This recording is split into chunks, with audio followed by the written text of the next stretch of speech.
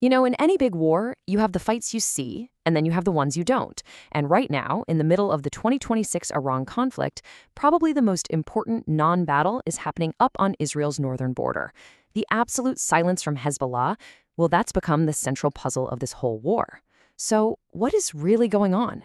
It really is the classic Sherlock Holmes mystery, isn't it? The dog that didn't bark in the night.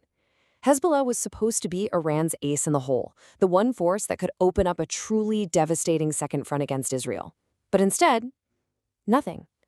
Just an eerie quiet. And honestly, figuring out why they're staying quiet is probably the single most important analytical question of this entire war. But, before we can even begin to answer why they're silent now, we've got to hit rewind a bit. We first have to understand just how powerful Hezbollah used to be, and what exactly happened to them right before this war kicked off. And let's be clear, that wasn't just talk. For decades, Hezbollah was, for all intents and purposes, a conventional army. They had deep pockets thanks to Iran, incredible training, and they built this massive political and military machine that was woven into the very fabric of southern Lebanon. They were the real deal.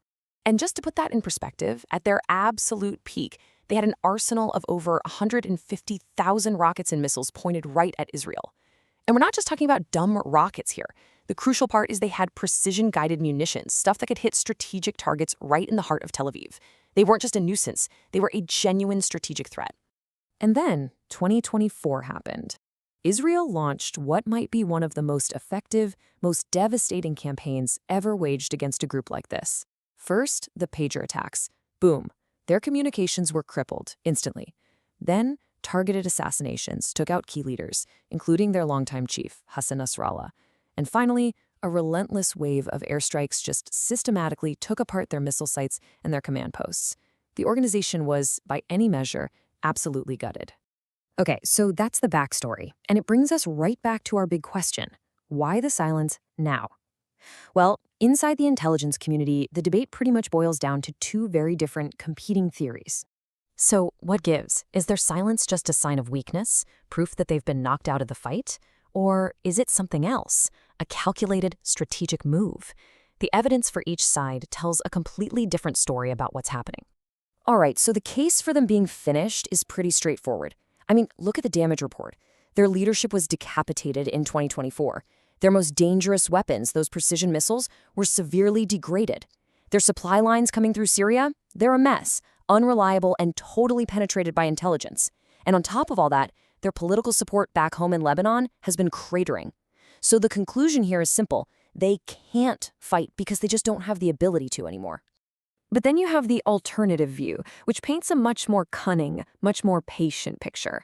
This theory says Hezbollah's playing the long game here. I mean, why would you waste your remaining precious missiles when Israel is on its highest possible alert? It doesn't make sense. Remember, their doctrine has always been about deterrence. Sometimes the threat of opening a second front is way more powerful than actually opening it. Why? Because that threat alone forces Israel to keep thousands of troops and heavy equipment pinned down on the northern border, just waiting. So, are they a spent force or a coiled spring waiting to strike? The most credible analysis suggests the real answer is probably somewhere in between. And that brings up the next crucial question. If they can still act, what on earth would it take to make them do it? Look, the 2024 campaign did real, lasting damage, no question about it. They are not the same force they were, but it is so important to make the distinction between being degraded and being defeated. They still have tens of thousands of rockets, they still have well-trained fighters, and they still have political power.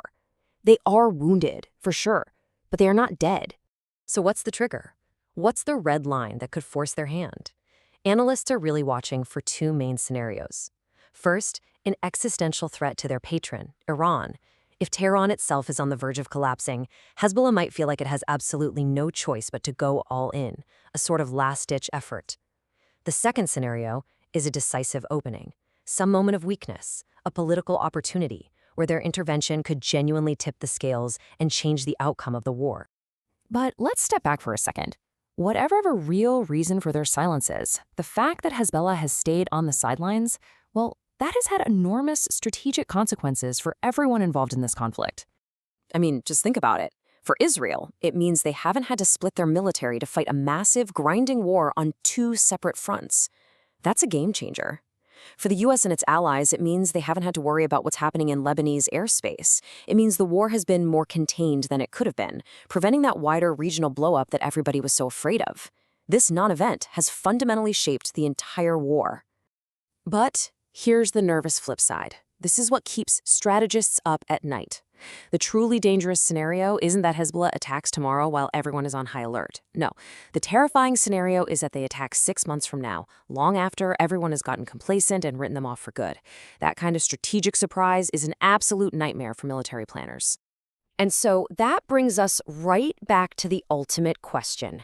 Is this silence a sign of weakness, or is it just the calm before a storm? Honestly, anyone who tells you they know the answer for sure is probably selling you something. What we do know is that Hezbollah's silence has been the single most consequential non-event of this war so far. The only question left is whether it's going to stay that way.